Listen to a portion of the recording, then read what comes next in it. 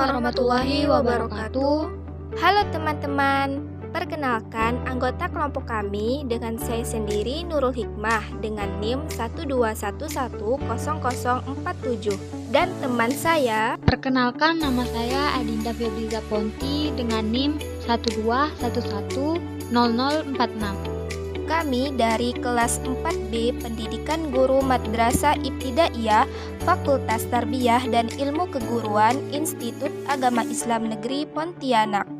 Di sini kami akan menjelaskan tentang pengertian media pembelajaran, tujuan media pembelajaran, fungsi media pembelajaran, kriteria media pembelajaran, dan contoh media pembelajaran di PKN untuk memenuhi tugas mata kuliah pengembangan materi PKN yang diampu oleh dosen Ibu Mahalastasa Bujubasoh Pipana MPD. Pengertian media pembelajaran. Media berasal dari bahasa Latin yaitu medius yang berarti tengah, perantara, atau pengantar. Media pembelajaran merupakan suatu alat yang digunakan pendidik dalam menyampaikan materi pembelajaran di dalam kelas, sehingga dapat menarik minat belajar peserta didik. Selanjutnya yaitu tujuan media pembelajaran. Tujuan media pembelajaran secara umum adalah membantu guru dalam menyampaikan pesan-pesan atau materi pelajaran kepada siswanya agar pesan lebih mudah dimengerti, lebih menarik, dan lebih menyenangkan bagi peserta didik. Adapun tujuan media pembelajaran secara khusus yakni 1. Memberikan pengalaman belajar yang berbeda dan bervariasi sehingga merangsang minat peserta didik untuk belajar. Kedua, menumbuhkan sikap dan keterampilan tertentu dalam bidang teknologi. Ketiga, menciptakan situasi belajar yang tidak mudah dilupakan oleh peserta didik. Keempat, untuk mewujudkan situasi belajar yang efektif. Dan yang kelima, untuk memberikan motivasi belajar kepada peserta didik. Berikutnya yaitu fungsi media pembelajaran. Ada beberapa pendapat tentang fungsi media pembelajaran. Peranan media dalam kegiatan pembelajaran merupakan bagian yang sangat menentukan efektivitas dan efisien pencapaian tujuan pembelajaran.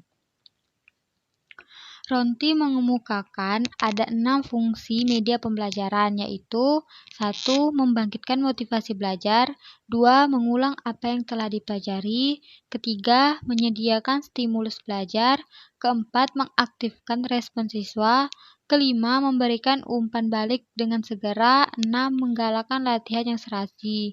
Media pembelajaran yang mempersyaratkan situasi seperti di atas dapat berwujud modul, paket belajar, kaset, dan perangkat lunak komputer yang dipakai oleh peserta didik atau peserta pelatihan. Dalam kondisi ini, guru atau instruktur berfungsi sebagai fasilitator pembelajaran. Selanjutnya, kriteria media pembelajaran. Kriteria pemilihan media bersumber dari konsep bahwa media pembelajaran merupakan bagian dari sistem instruksional secara keseluruhan. Maka, beberapa kriteria yang perlu diperhatikan dalam pembelajaran media pembelajaran yang baik adalah sebagai berikut. 1. Sesuai dengan tujuan.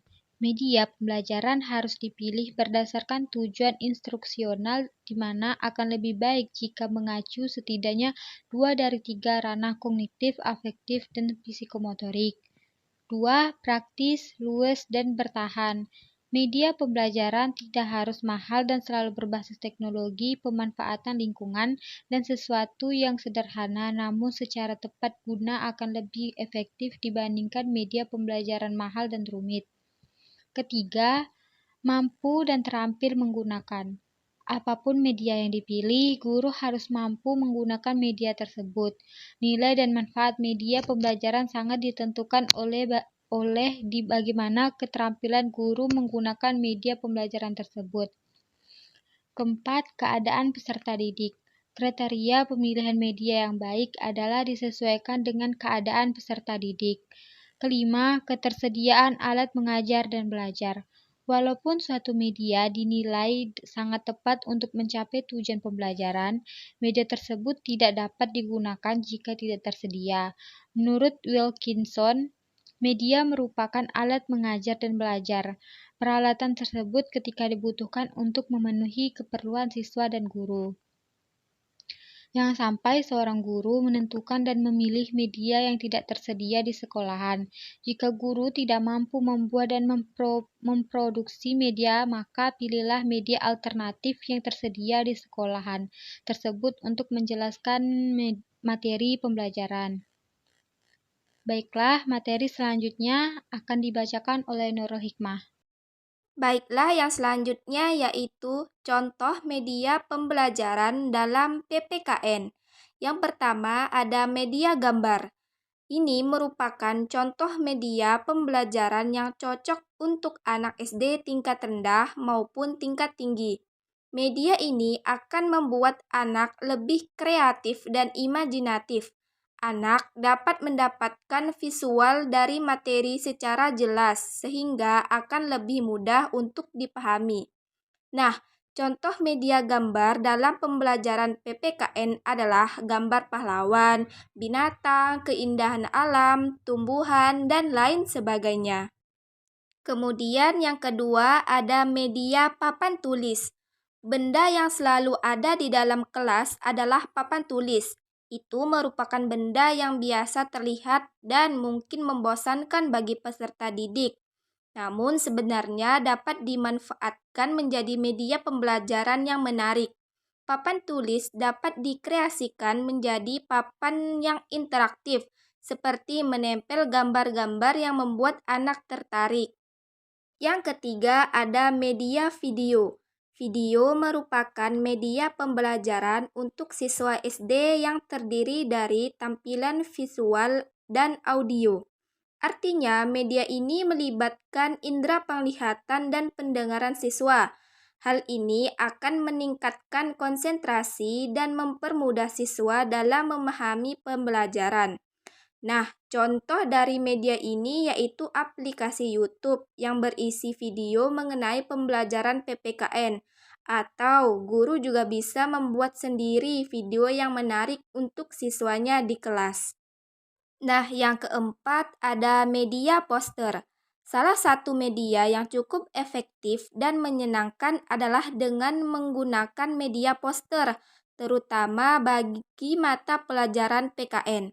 Poster adalah media visual berupa gambar pada selembar kertas yang berukuran besar yang dapat digantung atau ditempel di dinding atau permukaan lainnya yang berfungsi untuk menyampaikan informasi tertentu yang dapat mempengaruhi dan memotivasi orang lain yang melihatnya.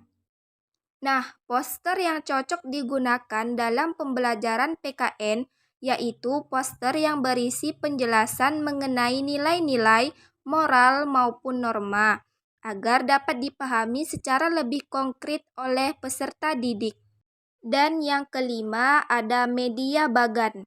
Bagan menggambarkan hubungan antar informasi-informasi yang dikemas secara ringkas dan terstruktur.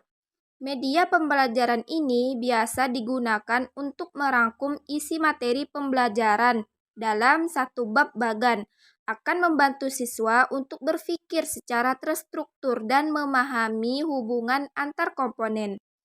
Media bagan sangat tergantung dengan pokok bahasan yang dipelajari, karena media bagan berusaha memetakan bahan ajar secara menyeluruh dan singkat, mulai dari pengertiannya, manfaat, contoh-contoh, perbuatannya, dan lain sebagainya, agar lebih mudah dipahami oleh peserta didik. Baik, terima kasih telah mendengarkan penjelasan dari materi kami. Mungkin hanya itu yang dapat kami sampaikan. Kurang dan lebihnya kami mohon maaf. Wabillahi taufiq wal hidayah. Wassalamualaikum warahmatullahi wabarakatuh.